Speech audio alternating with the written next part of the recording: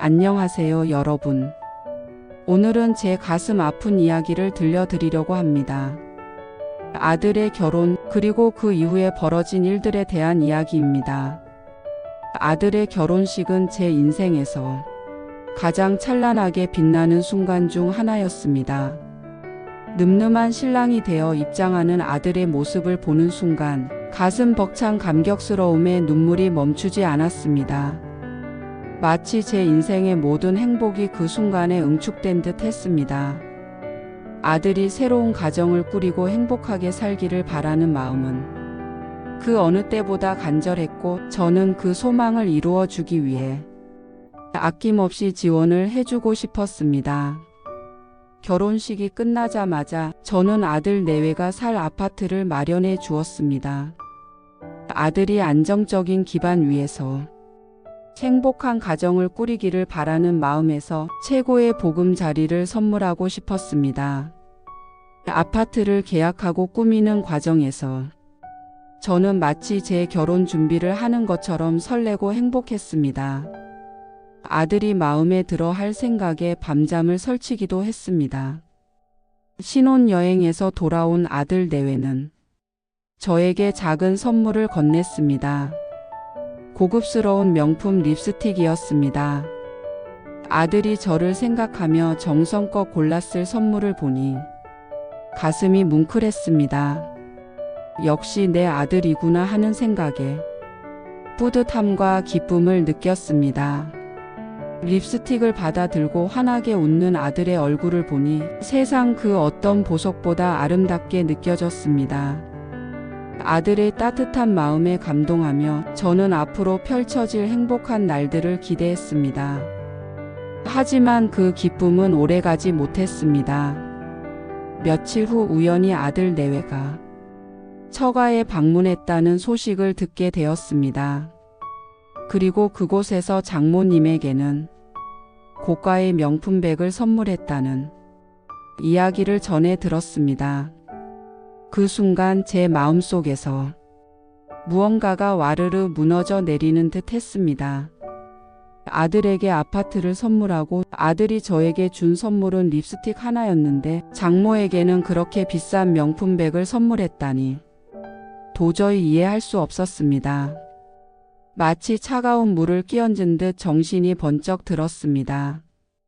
아들을 위해 아파트를 마련하고 립스틱 선물을 받으며 느꼈던 행복감이 순식간에 싸늘한 서운함으로 변해갔습니다. 아들에게 쏟았던 애정과 헌신이 립스틱 하나로 평가절하된 듯한 느낌에 가슴이 아팠습니다. 아들이 저를 얼마나 생각하는지, 저를 얼마나 사랑하는지 의심스러웠습니다. 아들이 저를 잊은 것은 아닌지, 저를 더 이상 필요로 하지 않는 것은 아닌지 불안했습니다. 제가 아들을 위해 한 모든 것들이 무색해지는 듯한 기분이었습니다. 특히 아들이 저보다 처가만 챙기는 것 같아 더욱 서운했습니다. 아들은 처가에 자주 방문하고 처가 식구들에게는 아낌없이 선물을 했습니다. 하지만 저에게는 전화 한 통 제대로 하지 않았습니다. 아들이 저를 소홀히 대하는 것 같아 서운함은 더욱 커져갔습니다. 물질적인 선물보다 아들의 마음을 확인하고 싶었습니다. 아들이 저를 얼마나 생각하고 있는지, 저를 얼마나 사랑하는지 알고 싶었습니다. 하지만 아들은 저의 마음을 헤아려 주지 않는 것 같았습니다. 아들이 저에게 준 선물은 그저 물질적인 것이었고, 그가 처가집에 주는 선물은 그보다 훨씬 더 큰 의미를 지닌 것처럼 느껴졌습니다. 아들의 행동은 저에게 큰 상처를 주었고, 저는 점점 더 외롭고 쓸쓸해졌습니다. 아들과의 관계가 이렇게 끝난 것에 대해 너무나 안타깝고 슬펐습니다. 아들의 결혼은 저에게 행복의 시작이었지만 동시에 예기치 못한 서운함과 갈등의 시작이었습니다. 서운함은 시간이 흐를수록 점점 더 깊어지는 감정의 늪과 같았습니다. 처음에는 희미한 물결처럼 잔잔했던 서운함이 시간이 지날수록 거대한 파도처럼 제 마음을 덮쳐왔습니다. 아들을 위해 헌신했던 시간들이 주마등처럼 스쳐 지나갔습니다. 아들의 어린 시절, 밤새 열이 끓어오르는 아들을 품에 안고 밤을 지새웠던 기억, 아들의 학창시절 도시락을 싸들고 운동회에 달려갔던 기억, 아들의 대학 시절 등록금을 마련하기 위해 밤낮 없이 일했던 기억들이 파노라마처럼 펼쳐졌습니다. 아들을 위해 밤낮 없이 일했고 아들의 행복만을 바라보며 살아왔습니다. 아들이 환하게 웃는 모습을 볼 때면 세상 그 어떤 고통도 견딜 수 있었습니다. 아들의 성공이 곧 제 행복이었고 아들의 기쁨이 곧 제 기쁨이었습니다. 그런데 아들은 저에게 립스틱 하나를 선물하고 장모님에게는 명품백을 선물했다니 제 모든 노력이 물거품이 된 듯한 기분이었습니다. 마치 제 인생 전체가 부정당하는 듯한 느낌에 가슴이 찢어지는 듯 아팠습니다. 더 이상 이렇게 지낼 수 없다고 생각했습니다. 아들과의 관계를 회복하기 위해 용기를 내어 솔직한 마음을 털어놓기로 결심했습니다. 아들에게 전화를 걸어 조심스럽게 이야기를 꺼냈습니다. 아들, 엄마는 내가 장모님에게 명품백을 선물한 이야기를 듣고 많이 서운했단다. 엄마가 너를 위해 아파트를 사주고 내가 돌아온 선물은 립스틱이었는데 그게 너무 아쉬웠어. 그리고 내가 엄마보다 처가만 챙기는 것 같아서 너무 서운하구나. 아들은 잠시 침묵한 후 조심스럽게 입을 열었습니다. 엄마, 그건 내가 장모님에게 드린 선물이고 엄마에게 드린 선물은 그때의 정성이었어. 엄마가 나를 위해 해준 것들에 대해 정말 고마워. 그리고 엄마, 내가 처가만 챙긴다고 생각해서 미안해. 앞으로는 엄마도 더 자주 찾아뵙고 더 신경 쓸게. 아들의 말에 조금 안도감을 느꼈습니다. 하지만 아들의 변화는 거기까지였습니다. 아들은 여전히 처가에 더 자주 방문했고 저에게는 예전처럼 소홀했습니다. 아들의 말은 그저 형식적인 위로였을 뿐 진심이 아니었던 것 같았습니다.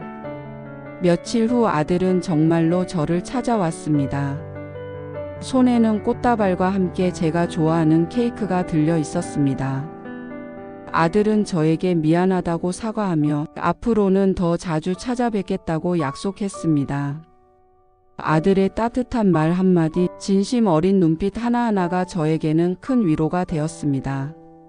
하지만 아들의 변화는 거기까지였습니다. 아들은 여전히 처가에 더 자주 방문했고 저에게는 예전처럼 소홀했습니다. 아들의 말은 그저 형식적인 위로였을 뿐 진심이 아니었던 것 같았습니다. 아들이 저를 찾아오는 횟수는 점점 줄어들었고 전화 통화도 뜸해졌습니다.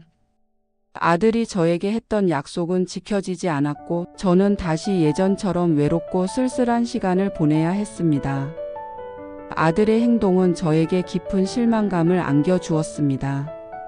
하지만 이렇게 제가 쉽게 무너지면 안 되겠다고 저는 다짐했어요. 제가 사업 경험이 있다는 걸 아들은 몰라요. 결혼 전, 그러니까 그 애가 중학생일 때부터 저는 소규모지만 묵직한 마케팅 회사를 운영했어요. 트렌드 분석, 소비자 심리 등. 그때는 일에 미쳐 살았죠. 그런데 아이가 고등학교에 들어가고 대학 등록금이 걱정되던 어느 날 저는 결심했어요. 이제는 얘한테 내 모든 걸 줘야겠다. 그렇게 회사를 정리하고 제 인생을 엄마라는 직업 하나에만 바쳤죠. 그 선택을 후회한 적은 없었어요. 적어도 아들의 결혼 전까지는요. 그런데 결국 그 애는 제가 일군 헌신을 너무도 쉽게 무시했어요. 립스틱 하나로 던져진 모성, 그 애가 매달 장모 생신마다 보내는 명품 가방과는 너무나 대조적이었죠. 한순간에 제가 투명 인간이 되었다는 걸 실감했을 때 제 안에서 무언가 깨어났어요. 좋아. 내가 택한 가족, 내가 뿌리부터 흔들어 줄게. 그날 이후 저는 사업가로 돌아갔어요. 감정이 아니라 전략으로, 눈물이 아니라 계획으로 움직이기로 마음먹었죠. 먼저 며느리를 겨냥했어요. 그 아이 평범한 회사원이에요. 하지만 그에 어울리지 않는 소비 수준을 자랑하듯 SNS에 매일 올려대더군요. 샤넬백, 루이비통 지갑, 디올 슈즈, 티파니 목걸이. 전체가 명품 광고 카탈로그 같았어요. 좋아, 바로 이거야. 저는 익명의 메일 계정을 만들었어요. 며느리 회사의 인사팀, 감사실, 그리고 고위 임원진에게 같은 내용의 메일을 보냈죠. 안녕하세요. 제보를 드립니다. 기사의 직원의 생활 수준이 내부 급여 수준과 상당히 불균형해 보입니다. 명품 브랜드 구매 내역과 SNS 활동을 종합할 때 외부 수입 또는 부적절한 경제 활동이 있는 것 같습니다. 회사 명예와 도덕성을 위해 내부 조사가 필요해 보입니다. 증빙 스크린샷과 링크를 함께 첨부합니다. 사진은 모두 그녀의 SNS에서 퍼왔고 날짜별로 정리해 엑셀 파일까지 만들었어요. 세상 참 편해졌더라고요. 예전 같았으면 탐정 고용해야 할 일을 지금은 손가락 몇 번 움직이면 다 해결되니까요. 며칠 후 아들이 전화를 걸어왔어요. 엄마, 민지 회사에서 이상한 이메일이 돌았대. 누가 민지가 사치한다고. 목소리는 분노와 혼란으로 떨리고 있었지만 저는 그걸 참 다정하게 받아줬어요. 어머, 세상에 그런 일이? 요즘엔 헛소문도 잘 퍼지네. 너무 스트레스 받지 말아라. 애도 아니고. 며칠 뒤 며느리는 회사를 그만뒀어요. 회사 측에서는 공식적으로 개인 사정이라 발표했지만 사실상 조용한 퇴출이었죠. 회사 이미지에 흠집을 내기엔 애매하니까요. 물론 저는 절대 흔적을 남기지 않았어요. 며느리는 무너졌고 아들은 점점 피로해졌어요. 두 사람은 집안에서 사소한 일로 다퉜고 그 사소함은 쌓이고 쌓여 균열이 되었어요. 하지만 저는 그저 조용히 웃을 뿐이었어요. 아직 시작일 뿐이야. 그때 느꼈어요. 사람을 움직이는 건 때론 사랑이 아니라 통제라는 걸요. 그리고 저는 다시 그걸 해낼 수 있는 사람이더라고요. 아들은 분노했지만 저에겐 의심을 품지 않았어요. 대신 며느리만 점점 날카로워졌고 두 사람은 자주 다퉜어요. 그 다음은 장모의 차례였죠. 저는 그녀를 오래 관찰해 왔어요. 처음부터 불편했거든요. 그녀가 제 아들의 옆자리를 딸의 남편이 아니라 마치 자신의 사위로만 받아들이고 있다는 사실이요. 어디서든 자랑을 늘어놓더군요. 우리 사위가 새 차 뽑아줬지. 이번에 발리도 사위 덕에 다녀왔어요. 명품 가방? 다 우리 사위가 사준 거예요. 한 번은 시장에 들렀다가 그녀를 마주쳤어요. 그날도 그녀는 동네 친구들 앞에서 제 아들 자랑을 늘어놓고 있었죠. 근데 어쩐지 그 입꼬리가 저를 향할 때는 조금 올라가더군요. 조롱처럼 느껴졌다고요. 쟤는 이제 우리 식구지 뭐. 그녀가 웃으며 말하던 목소리 아직도 귀에 생생해요. 우리 식구? 아니요, 그 아이는 내 심장을 갈아 키운 아들이에요. 제게는 그 어떤 보석보다 귀중한 존재였죠. 그런데 당신이 뭔데 함부로 그렇게 말해요? 그날 집에 돌아오는 길 숨이 턱 막혔어요. 마음속에 억눌러 두었던 감정들이 치밀어 올라왔고 그 감정들은 조용히 형태를 갖춰가기 시작했죠. 침묵의 심판이라는 형태로요. 그녀에 대해 알아보기 시작했어요. 사교적이고 자존심이 세며 무엇보다 친구들에게 인정받는 걸 중요하게 여기는 스타일이었죠. 그런 사람에겐 두 가지가 가장 치명타예요. 망신과 신뢰 상실. 저는 우선 그녀가 운영하는 신용카드 가맹점을 타깃으로 잡았어요. 정확히는 그녀 명의로 되어 있는 작은 도자기 공방 겸 판매점이었죠. 딱 봐도 현금 거래를 자주 할 만한 구조였고 장부 관리도 허술해 보였어요. 그녀의 SNS와 블로그 가맹점 등록 정보, 재작년부터 올해까지의 지역 상권 분석 자료를 모아 익명의 고발 서류를 작성했어요. 메일 제목은 단순했죠. 제보합니다. 불법 세금 회피 의심 가맹점 관련 자료 첨부. 내용은 차분하지만 확실하게 그녀의 가게가 일부 현금 매출을 누락해 탈세하고 있을 가능성이 있다는 점, 그녀 개인 계좌로 수시로 입금되는 고액 이체 정황, 그리고 타인 명의 계좌 사용에 대한 의혹까지 곁들였죠. 증거 자료는 직접 만들었어요. 가게 앞에서 찍은 사진, 허위 리뷰 계정 스크린샷, 온라인 판매 페이지와 실제 결제 내역 비교 자료까지. 그녀가 세무서에 불려가 조사를 피할 수 없을 정도의 수준으로 정리했습니다. 수신인을 세무서, 국세청 감사실, 그리고 해당 동 주민센터까지 포함시켜 보냈어요. 익명이지만 무게감은 충분히 느껴지도록 말이죠. 며칠 후였어요. 아침부터 가게 문이 닫혀 있었죠. 그날부터 그녀의 통장은 동결되었고 몇 주간 장부와 매출 자료를 들고 세무서를 들락날락했어요. 저는 우연한 척 아들에게 물었어요. 요즘 장모님 가게 왜 안 여시나 보더라? 아들은 피곤한 얼굴로 대답했어요. 뭐 좀 문제가 생겼나 봐. 장모가 많이 예민해졌어. 그때 저는 차를 한 잔 따라주며 말했죠. 사람은 자기가 올라온 사다리를 걷어차면 안 되는 거야. 사다리도 언젠간 손을 놓거든. 아들은 나를 빤히 쳐다봤어요. 입은 다물고 있었지만 눈빛은 흔들리고 있었죠. 제 말을 이해하지 못한 건지 이해했지만 인정하고 싶지 않았던 건지. 그건 아직도 모르겠어요. 며느리는 그 무렵 극도로 불안정해졌어요. 직장을 잃고 어머니까지 세무조사를 받자 그녀는 제 아들을 향해 날카롭게 쏘아붙였죠. 왜 당신 엄마는 항상 우리 일에 끼어들어? 우리 가족까지 무너뜨리려는 거야 뭐야? 아들은 화를 냈어요. 증거도 없이 그런 말 하지 마. 엄마가 왜 그런 걸 하겠어. 하지만 제가 왜 그랬는지 그 애는 몰랐어요.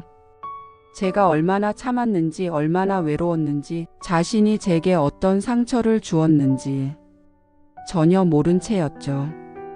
아니, 알고 싶지도 않았겠죠. 그날 이후 장모는 친구들 모임에 나가지 않게 되었어요. 그녀의 SNS는 잠정 폐쇄되었고 자랑이 사라지자 그녀의 존재감도 함께 줄어들었죠. 사람들은 속삭였어요. 도자기 가게 그 사모님 세무조사 받았다더라. 명품백 들고 다니더니 결국 그녀는 점점 집에만 틀어박히게 되었고 며느리는 가족 내 분위기에 질식해 갔어요. 아들은 그 둘 사이에서 점점 지쳐갔죠. 불안하고 지친 얼굴로 저를 찾아온 그 애를 보며 저는 아무 말 없이 따뜻한 차를 건넸어요. 아들은 저에게 물었어요. 엄마 혹시 무슨 일 관련된 거 있어? 저는 고개를 가로저었어요. 아니, 난 그냥 내가 행복하길 바랄 뿐이야. 정말이에요. 처음부터 그랬어요. 나는 내 아들이 세상에서 누구보다 존중받길 바랐어요. 그 누구도 내 이름을 가볍게 부르지 않기를, 내 마음을 손쉽게 지나가지 않기를 바랐어요. 그런데 너는 내 어머니를 그렇게 가볍게 여겼지. 장모는 결국 병을 얻었어요. 위장장애, 불면증, 공황장애까지 겹쳐 요양병원에 들어갔어요. 그녀의 손에는 늘 약병이 들려 있었고 그 활기 넘치던 입은 더 이상 사위 자랑을 하지 않았어요. 그녀의 자랑이 사라지고 그녀의 눈빛이 바래자 이상하게도 아들의 목소리도 조금씩 낮아지더군요. 지금요? 그 애는 여전히 진실을 몰라요. 아마 평생 모를 수도 있겠죠. 하지만 저는 매일 거울 앞에서 그 말을 되냅니다. 사람은 자기가 올라온 사다리를 걷어차면 안 되는 거야. 사다리도 언젠간 손을 놓거든. 그 손을 놓은 건 바로 나였어요. 그리고 그 아이는 사다리 없는 세상에서 이제 누구보다 불안정하게 흔들리고 있답니다. 마지막은 아들이었어요. 내 심장을 갈아 키운 내 인생의 전부이자 마지막 희망이었던 그 아이. 하지만 결국 내가 가장 무너뜨려야 했던 사람도 그 아이였어요. 사실 아들에게 손대는 건 쉽지 않았어요. 분노와 슬픔, 배신감에도 불구하고 어딘가에는 아직도 그 아이를 걱정하는 마음이 남아 있었거든요. 하지만 그 아이가 내게 했던 행동들을 떠올릴 때마다 그 감정은 이내 차가운 물에 젖은 종이처럼 흐물흐물 사라져갔어요. 그 아이는 나를 등지고 처가만을 향해 웃으며 내 존재를 지우고 있었어요. 그 웃음 뒤에 나는 지워지고 있었어요. 아들이 다니는 회사 사실 낯설지 않았어요. 예전에 제가 직접 찾아가 납품 제안을 했던 곳이거든요. 그때 고압적인 태도로 날 돌려보낸 남자 팀장이 지금은 아들의 상사라는 걸 알았을 때 이건 운명이라고 생각했죠. 처음엔 정보를 모으는 데 집중했어요. 회사의 구조, 주요 프로젝트, 그리고 아들이 담당하고 있는 팀과 클라이언트 정보까지. 이후 저는 가짜 고객사를 만들었어요. 법적으로 흠잡힐 데 없는 법인 등록을 했고 실제 웹사이트와 전화번호까지 마련했죠. 정교하게 짜여진 함정이었어요. 전략상 제가 직접 나설 순 없으니 신뢰할 수 있는 옛집 명의를 빌려 CEO 자리를 맡겼고 초기 상담부터 계약 협상까지 전부 그를 통해 진행했죠. 아들이 주도하는 마케팅 프로젝트에 그 가짜 고객사가 들어가게 되는 데는 오래 걸리지 않았어요. 회사 내부에서는 신규 수주라며 들뜬 분위기였고 아들은 실적을 앞세워 드디어 진급이 보인다며 들떠 있었어요. 저는 그 모습을 멀리서 조용히 지켜봤어요. 그 아이가 점점 올라갈수록 그 발 아래 깔린 기반이 얼마나 허약한지 스스로 깨닫게 될 날만 기다리면서요. 계약 체결 후 몇 주 뒤 프로젝트가 중반에 접어들 즈음 우리는 계약서 조항 중 콘텐츠 일정 지연 시 계약 무효 및 위약금 청구 가능이라는 문구를 문제 삼았어요. 실제 일정은 하루도 어기지 않았지만 초안 검토 일정 협의 미비라는 명분으로 계약 해지를 통보했죠. 그리고 1억 원에 달하는 위약금을 청구했습니다. 법적으로 문제 없도록 조항과 문구를 짜뒀기에 회사는 손을 쓸 수 없었죠. 그 책임은 아들에게 돌아갔어요. 그는 담당 PM이었고 계약서 검토를 소홀히 한 데 대해 인사팀으로부터 직무 정지 조치를 받았어요. 승진 후보에서도 제외됐죠. 평생 회사에 충성했던 아들은 한순간에 부주의한 인물이라는 낙인을 찍히게 되었어요. 며느리는 더 이상 참지 않았어요. 이게 다 당신 가족 때문이야. 엄마가 병원에 들어가고 난 회사도 잃고 이젠 당신까지 망쳐? 우리 인생이 뭐야? 며느리는 결국 서류를 내밀었어요. 이혼 신청서였죠. 장모는 이미 병원에 들어가 있었고 며느리는 짐을 싸 집을 나갔어요. 그리고 남은 건 아들 하나뿐이었죠. 겨울이었어요. 살 속까지 파고드는 매서운 바람이 불던 날. 오후 5시쯤이었을 거예요. 전화가 울렸어요. 아들. 참 오랜만에 보는 이름이었죠. 숨을 고르고 통화를 받았어요. 엄마. 그 한마디에 그 아이의 목소리에 깃든 무게가 느껴졌어요. 무너져 내린 자의 음성, 끝없이 추락한 자가 마지막으로 붙잡는 끈 같은 그런 음성이었죠. 엄마, 다 엄마가 한 일이야. 그 순간 방 안의 공기가 정지된 것 같았어요. 마치 시간이 멈춘 듯. 전화기 너머로 들려오는 바람소리, 아들의 숨소리, 그리고 제 심장의 고동 소리만이 존재했어요. 나는 웃었어요. 조용히. 아주 조용히. 아니, 난 아무것도 안 했어. 그냥 너희가 스스로 그렇게 만든 거야. 아들은 대답하지 않았어요. 말없이 숨만 내쉬고 있었죠. 그 침묵은 무겁고 길었어요. 그러다 끝내 아무 말 없이 통화가 끊겼어요. 그날 밤 저는 혼자 차를 마셨어요. 손에는 그 애가 신혼여행 다녀와서 줬던 그 립스틱을 들고 있었죠. 처음 그걸 받았을 때 기뻤던 게 아니라 사실 조금 비참했어요. 그때 그 감정이 이제는 다 이해됐어요. 사랑받지 못한 사람은 복수로도 완전해질 수 없다는 걸. 그저 차가운 평정만 남을 뿐이죠. 지금 그 애는 조용히 살고 있어요. 진급도 하지 못했고 이혼 후엔 작은 오피스텔로 옮겼다고 들었어요. 장모는 요양병원에 있고 며느리는 연락이 끊겼죠. 그리고 나는 여전히 엄마예요. 하지만 더 이상 그 애의 엄마는 아니에요. 그 애가 나를 등진 순간 나도 그를 놓았거든요. 이 이야기를 여러분이 어떻게 받아들일지 모르겠어요. 너무하다고, 그리고 미쳤다고. 그건 중요하지 않아요. 중요한 건 나는 더 이상 무시당하지 않는다는 거예요. 내 존재가, 내 사랑이 립스틱 하나만큼의 값으로 평가받지 않는다는 것. 그걸 되찾기 위해 나는 내 아들을 무너뜨렸어요.